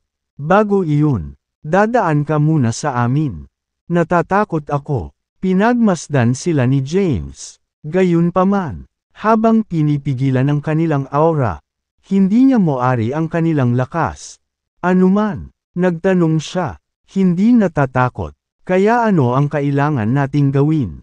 Napakasimple. 3 suntok lang ang kailangan mong tiisin. Kung sa tingin mo ay hindi mo magagawa iyon, lumihis ka. Gayunpaman, maraming mabangis na hayop sa lugar na ito. Baka mawalan ka ng buhay. Sabihin mo lang, wika ng alagad. Yung iba naman ay may suot na pilyong ngisi. Para sa kanila, simpleng mga bata sina James at Melanie. Sige, naiintindihan. Wearing a composed expression, James asked, "So, isa-isa ka ba o sabay-sabay?" Nang marinig ito, natigilan ang mga alagad. Tapos, ngumiti ang isa sa kanila at sinabing, "Mayabang, di ba? Kung ganoon, hayaan mo akong subukan ang iyong lakas." Itinutok ang espada niya kay James. Ang walang hugis na sword energy ay umalangaw sa buong kagubatan, na naging sanhi ng pag-ikot ng mga nahulog na dahon sa lupa sa hangin. Ilabas mo ang espada mo. Hido, ang disipulo na nag-awit ng kanyang espada ay nagsabi, "Ano ang resulta ng iyong pagsusuri? Ang pangalan ko ay si Xavier Malakay. Ingatan mo yan." Nagpakilala si Xavier. Sa kalmadong ekspresyon, sinabi ni James, "Hindi ko kailangan ng espada para talunin ka. This is the first time I've encountered such a arrogant youngster. Ngayon, ipapakita ko sa iyo ang tunay na lakas ng Welcan Academy." Pagkatapos niyang magsalita ay kinarga niya si James. Sa sandaling iyon, umatras si Melanie sa likuran. Si James naman ay nanatili sa kinatatayuan niya. Swish! Ang nakakatakot na sword energy ay naputol sa hangin. Tumalon ng 30 metro sa himpapawid. Madaling naiwasan ni James ang kanyang pag-atake. Boom! Habang tumama ang sword energy sa lupa, yumunig ang lupa, at lumitaw ang isang bitin sa lupa. Hindi masama. Inayos ni Xavier ang sarili habang sinisingil muli si James. Bago makipag-ugnayan kay James, ang malakas na sword energy ay lumabas mula sa kanyang espada. Nakatayo sa gitna ng hangin. Natapakan ni James ang kawalan. Pagkatapos, ang malakas na enerhiya ay nagtipon sa kanyang paanan at sumibol pababa. Bumangga sa sword energy. Boom! Nagbanggaan ang dalawang enerhiya, at agad na nagkapira-piraso ang sword energy. Nang maramdaman ang malakas na enerhiyang humahagis papunta sa kanya mula sa itaas. Si Xavier ay nagmamadaling tumabi at umiwas sa pag-atake. Habang ang malakas na enerhiya ni James ay tumama sa lupa. Ang lupa ay nanginginig ng husto. At ang mga labi ay umiikot sa hangin. Medyo malakas siya. Not bad. Hindi ko inasahan na ganoon kalakas ang tao sa mga examinees. Si Xavier ay nasa matinding problema ngayon. Maraming nag-uusap sa likuran. Sa sandaling inilunsad ni James ang kanyang pag-atake. Agad nilang nalaman kung gaano siya kalakas. Baka daig pa ng lakas niya ang kay Xavier. Bagamat nakaiwas si Xavier sa pag-atake, nanlalambot ang braso niya matapos damaloy ang enerhiya sa kanyang katawan. Nanginginig ang kanyang kamay. At halos mahulog sa lupa ang kanyang espada. Lumitaw siya ilang metro ang layo at tumingin kay James na may suot na composed expression. Tapos, dumilim ang mukha niya habang bumubulong. Medyo malakas siya. Baka matalo ako kapag hindi ko ginamit ang buong lakas ko. Sa lahat ng nandito na nanunood, mapapahiya ako kapag kumalat ang balitang natalo ako ng examini. Ayaw ni Xavier na mapahiya siya sa harap niya. Sa pagkakataong iyon, tumaas ang kanyang aura. Malapit nang magseryoso si Xavier. Pero mukhang hindi pa nagagamit ng examini ang buong lakas niya. I wonder kung anong rank niya. Nasa Immortal Ascension First Tier si Xavier. Siya ay dapat na hindi magagapi laban sa sinumang wala pang 50 taong gulang. Hindi ba siya lumalabas sa mga patakaran sa pamamagitan ng paglabas ng lahat? Kung sinisisi tayo ng Sect Elder, walang dapat ipag-alala. Kahit matalo siya, hahayaan na lang natin siyang dumaan sa atin. Nang maramdamang tumaas ang aura ni Xavier, pabulong silang nag-usap. Nang maramdaman ang tumataas na aura ni Xavier, isang mahinang ngiti ang sumilay sa mukha ni James. Hindi naman siya natakot. Maghanda ka, Hido. Napaungol si Xavier. Pagkatapos, sinugod niya si James. Sa isang kisap mata, humarap siya sa kanya at naglaslas gamit ang kanyang espada. Ang kanyang sword technique ay kakaiba. Maging si James ay isang sulyap lamang ng isang swordlight bago lumitaw ang espada sa kanyang harapan. Nang makita niya ito, tumabi siya at naiwasan ang pag-atake ng walang kamali-mali. Nang makita niyang sumable ang kanyang atake, binago ni Xavier ang kanyang taktika at sinubukang saksakin si James. Anong balak ni Xavier? Hindi ba iyon ang Meteor Fall Sword Art ng Akademya? Bulalas ng isang alagad. Walang tigil ang paghampas ni Xavier kay James. Gayunpaman, naiwasan sila ni James ng walang kamali-mali. Kahit na ang sword technique ni Xavier ay nagtataglay ng mahusay na kapangyarihan. Hindi niya mataman si James. Alam ni James na papasok siya sa Welcan Academy sa hinaharap. Kaya ayaw niyang ipahiya ang kanyang kalaban. At saka, pumunta siya rito para maghanap ng lugar na mapayapang paglilinang at hindi ipagmalaki ang kanyang lakas. Pagkaraan ng ilang ulit na pag-iwas, nagpakita siya sa di kalayuan at itinaas ang kanyang kamay, na nagsasabing, hindi bababa sa 30 suntok iyon. Dapat pumasa ako. No! Huminto si Xavier at tumingin kay James. Malungkot ang ekspresyon nito. Alam niyang hindi pa niya ginamit ni James ang kanyang buong lakas. Ngunit hindi niya ito makalmat kahit na ginamit niya ang kanyang pinakamakapangyarihang pamamaraan ng espada. Kung lumaban si James, matagal na siyang natalo. Nang makitang pinalayas siya ni James, isinukos niya ang kanyang espada at sinabing, nakakahanga, hindi ko inaasahan na ganoon kalakas ang examini sa pagsusulit na ito. Ngumiti ng mahina si James.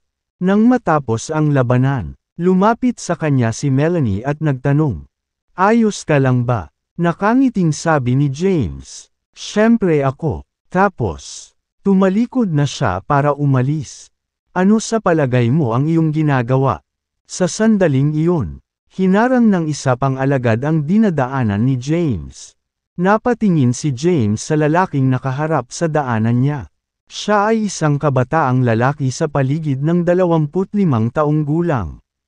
Gayunpaman, alam niyang hindi niya dapat husgahan ang isang libro sa pabalat nito.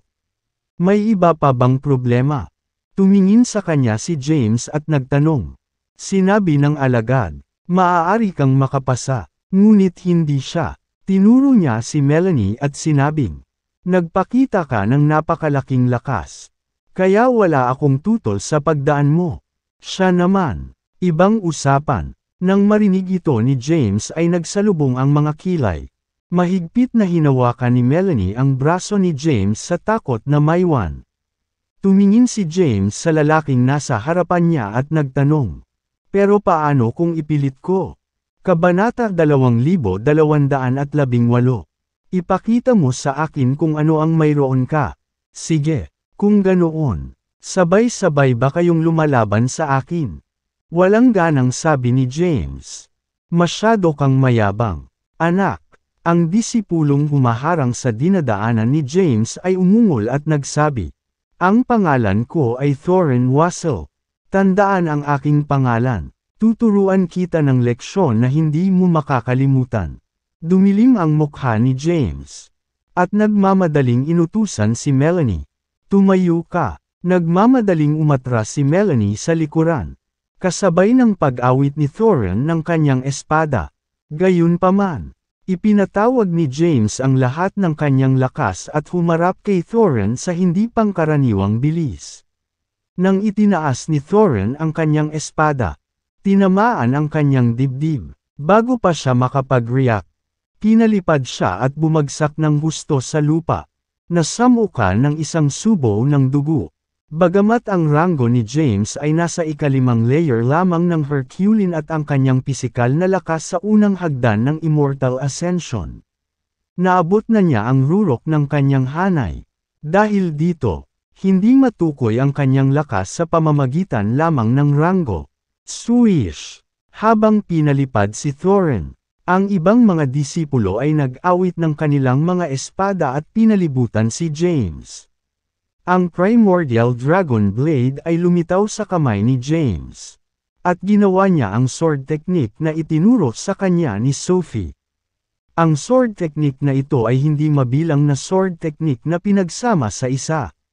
Mabilis ang kanyang mga galaw. Bago pa man makapag-react ang mga disipulo, naputol na ang kanilang mga espada sa ilang bahagi. Sa sumunod na sandali, sumulpot si James sa likuran nila. Nakashidang the Primordial Dragon Blade. Tumingin si James sa natulala na mga disipulo at sinabing, "Kung hindi ako naging madali sa inyo, gulong-gulong ang ulo ninyo sa lupa ngayon habang nagsasalita tayo." Kalmado ang boses niya. "Ano ang?" Ang mga disipulo ay tumingin sa kanilang mga espada nang hindi makapaniwala. Samantala, lumapit si Melanie kay James at nag-cheer. "Nakakahanga ka, James. Hindi ko inaasahan na ganito kakalakas." Fair na. Pagkatapos, tumalikod si James para umalis, habang si Melanie ay nakasunod sa likuran. Samantala, nagkatinginan ang ibang mga alagad. Hindi na sila naglakas loob na pigilan si James. Samantala, sa pader ng lungsod sa labas ng mundo, pinagtutuunan ng pansin ng Sect Elder ang sitwasyon sa loob ng Moonlit Ridge Painting. "Master, medyo malakas ang taong iyon," sabi ni Zane nang makitang gumanap si James ng kakaibang sword technique. Talaga, hinaplos ng Sect Elder ang kanyang balbas at nakangiting sinabi, "Bagaman siya ay malakas, hindi ito dapat ipagtaka. Sa aking pagkaunawa, ang Divinity Sect ay umami ng maraming makapangyarihang disipulo. Ang isa sa kanila ay isang Grand Supernatural." Nakakainggit na wika niya. Ang prestihiyo ng Welkan Academy ay hindi sa ilalim ng Divinity Sect. Gayunpaman, dahil huli na sila sa pagtanggap ng mga disipulo, karamihan sa mga talento ay dumating sa Divinity Sect. Nang masaksihan niya ang lakas ni James, natuwa siya. Si Zane, masasabi kong hindi pa niya ginagamit ang buong lakas niya. Pumasok sa Moonlit Ridge Painting at subukan ang kanyang lakas. Nang marinig ito ni Zane, kumunat ang kanyang kilay at sinabing, "Guro, may iba pang kilalang mga alagad na naririto ngayon. Kahit malakas siya, sa tingin ko hindi siya karapat-dapat sa atensyon ko." Kabanata 2219. Mayabang at walang kabuluhan si Zane. Kahit na nagpakita si James ng napakalaking lakas, wala siyang pakialam dahil isa siya sa pinakamalakas na magsasaka na natanggap sa Welkan Academy noong nakaraang pagsusulit. Kung hindi dahil sa katotohanan na siya ay bata pa at medyo mahina kaysa sa mga nagtanim sa loob ng maraming siglo. Pumunta siya sa Earth upang makipagkumpetensya para sa Providence. Pagkatapos ng lahat, mayroon pa ring pagkakaiba sa pagitan niya at ng outsiders of the Sealed Realms na napunta sa Earth. Sige, kung ganoon, alam kung gaano ka-arrogant ang kanyang disipulo. Hindi idiniin ng Sect Elder ang issue. Sa Moonlit Ridge Painting, Tumungo si James sa direksyon ng gitnang rehiyon kasama si Melanie.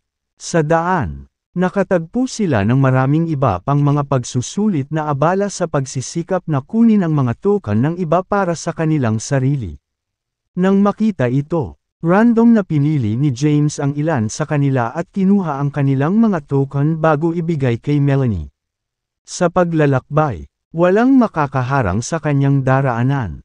Samantala, si Melanie naman ay bumungisngis sa buong oras. Hindi niya inaasahan na magiging ganito kalakas ang lalaking iniligtas niya, kung hindi dahil kay James. Matagal na siyang na-disqualify dahil sa sobrang hina niya. Wala siyang karapatang maging alagad ng Welcan Academy. Habang papunta sila sa gitnang rehiyon, ang mga subordinate ng sect elder ay pumasok din sa painting. Ang kasalukuyang sect elder na namamahala sa pag-unlad ng admission ay tinawag na yung Xenocrates. Isa sa 10 sect elders ng Welcan Academy. Siya ang namamahala sa iba't ibang gawain ng akademya. Bukod sa marami rin siyang mga alagad sa ilalim niya. Sa nakalipas na 10 taon, si Zane Bridger ang pinakakilala sa lahat. Bagamat hindi kasing lakas ni Zane ang ipinadala para subukan ang lakas ni James. Hindi rin siya pushover. Ang kanyang pangalan ay Wendell Yossi. At siya ay kasalukuyang nasa Immortal Ascension 3rd Stair. Sa loob ng Moonlit Ridge painting. James, mayroon na akong 100 token. I guess I have enough. Nakangiting sabi ni Melanie. Pinag-isipan ito ni James at sinabing, hindi magiging sapat iyon. Natatakot ako. Isinasaalang-alang na mayroong humigit kumulang 100,000 mga pagsusulit. Magkakaroon ng 100,000 mga token dito. Sa palagay ko, kailangan mo ng kahit 10,000 para maging ligtas. Ano? 10,000? Natigilan. Nagtanong si Melanie. Kailangan ba nating talunin ang 10,000 examinees? Nakangiting sabi ni James. Hindi naman. Kapag nakarating na tayo sa mga huling yugto, ang mga taong makakasalubong natin ay magkakaroon ng maraming token sa kanila. Makakakuha tayo ng maraming token nang hindi na kailangang lumaban. Walang pakialam na wika ni James. Gayunpaman, alam ni Melanie na si James lamang ang gumawa ng ganoong katapangan. Habang dahan-dahan nilang binabagtas ang kagubatan, isang boses ang dumating. Tumigil nga kayo dyan. Ibinaling ni na James at Melanie ang kanilang mga ulo habang ang isang figure ay bumaba mula sa langit sa harap nila. Nakasuot siya ng berdeng balabal. At may nakasabit na espada sa kanyang baywang. Kahit na siya ay medyo ordinaryo ang hitsura, naglabas siya ng medyo karismatikong aura. Ang mga salitang Welcan Academy ay isinulat sa robe. Nang makita ito, nalaman kaagad ni James na isa siyang alagad ng akademya. Alam niyang marami siyang mga disipulong makakasalubong niya sa daan. Iyon ay dahil narito sila upang taasan ang antas ng kahirapan ng pagsusulit at ay disqualify ang mga mahihina. James, nang makitang may hamarang sa kanilang dinadaanan, hinawakan ni Melanie ng mahigpit ang kamay ni James. Inaliw siya ni James. Huwag kang mag-alala, nandito ako. Nakahinga siya ng maluwag nang marinig iyon. Tumingin si James sa lalaking nasa harapan nila at nagtanong, kaya kailangan ko bang makatiis ng ilang suntok mula sa iyo o kailangan ko bang talunin ka? Kabanata 2220. Ang lalaki ay walang iba kundi si Wendell Yossi, na ipinadala ni Sect Elder Yon upang subukan ang lakas ni James. Siya ay kasalukuyang nasa pangatlong hagdan ng Immortal Ascension. Isang ranggo na konektado alang makapangyarihan sa marami.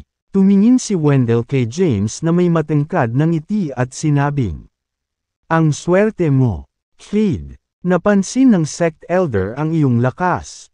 At ako ay ipinadala dito upang subukan ang iyong cultivation base. Kung matatalo mo ako, maaari kang sumulong ng direkta sa gitnang rehiyon at kahit na masigurado ang mga nangungunang 10 pagbubukas. Paliwanag ni Wendell. Nang marinig ito ni James ay nagsalubong ang mga kilay. Hindi niya inaasahan na maakit niya ang atensyon ng sect elder. Kung tutuusin, pumunta siya dito sa Welcome Academy para magtanim ng kapayapaan. Gayunpaman, ito ay isang katanggap-tanggap na senaryo. Sa pamamagitan ng pag-akit sa atensyon ng sect elder, magagawa niyang maging inner disciple sa ilalim niya. Bukod dito, ang Welcome Academy at ang Divinity Sect ay mahigpit na karibal. Samantala, mayroon siyang malalim na hinaing laban sa Divinity Sect. Kung makuha niya ang numero 1 pwesto, magagawa niyang maging isa sa mga inner disciples ng sect elder at matatanggap ang kanyang proteksyon. Talo ka, tumingin si James kay Wendell at ngumisi. Kung ganoon, kumilos ka na. Nang makita ito, nagmamadaling umatras si Melanie. Si Wendell naman ay sumenyas kay James na mag-first move. Bilang isang alagad ng Welcome Academy, siya ay kumilos ng maginoo at hindi gumawa ng unang hakbang laban kay James. Na isang examine lamang, na nagsasabing, wala kang problema sa pagsali sa Welcome Academy. Sa oras na iyon, ako ang magiging senior mo. Disipulo, dapat ikaw ang gumawa ng first move. Haha, tawa ni James. Pagkatapos, sinumpa niya si Wendell ng nakakuyom na kamao sa hindi pangkaraniwang bilis. Sa isang kisap mata, humarap siya kay Wendell at sinaktan siya ng buong lakas. Ang kanyang pisikal na lakas ay katumbas ng Immortal Ascension First Stair. Habang hinahampas niya ang kanyang malakas na kamao, pasimpleng itinaas ni Wendell ang kanyang kamay upang hawakan ang kanyang pag-atake habang may kalmadong ekspresyon sa kanyang mukha. Ramdam niya ang nakakatakot na puwersa na kumakalat sa buong katawan niya. Walang kamalay-malay na napaatras si Wendell habang nanlalambot ang braso. At halos mawala na siya ng malay sa sobrang sakit. Sa sandaling hampasin siya ng kamao ni James. Alam niya kaagad kung gaano siya kalakas. Bagaman si James ay isang examine lamang ng pagsusulit na ito, hindi siya dapat maliitin. Kinagat ni Wendell ang kanyang mga ngipin at sinabing, medyo minamaliit yata kita. Pagkatapos, nakatulize niya ang true energy. Kainin mo ito. Pagkatapos niyang magsalita, sinumpa niya si James, na sinalubong niya ang kanyang pag-atake. Boom! Nagbanggaan ang kanilang mga kamao. At ang mga alon ng labanan ay naputol sa hangin, na nagbunot ng mga puno at nabasag ang mga bato sa lupa. Agad na pinalipad si James sa pamamagitan ng malakas na enerhiya at nabasag sa mga puno. The moment na seryosong lumaban si Wendell, dahado agad si James. Sa sandaling iyon, umikot ang enerhiya ng dugo sa loob ng kanyang katawan. At samuka siya ng isang subo ng dugo. Nang makita ito, napangiti si Yon Xenocrates na nasa labas ng mundo at sinabing, magaling siya, dapat kong sabihin, nakayanan niya ang suntok ni Wendell. Dapat ay nasa Immortal Ascension 2nd Stair man lang siya o kahit sa 3rd Stair. Ang kapangyarihan sa murang edad, siya ay magiging isang natatanging magsasaka kung maayos na inaalagaan. Si Yon ay nasiyahan sa pagganap ni James, na madaling maging isa sa mga pinakamahusay na pagsusulit sa pagsusulit na ito. Talagang malakas siya, sabi ni Zane na may pagkadismaya. Mukhang nagkaroon ng interes ang kanyang amo kay James. Kung si James ay naging inner disciple ni Yon, siya ay itatabi at mahuhulog sa biyaya.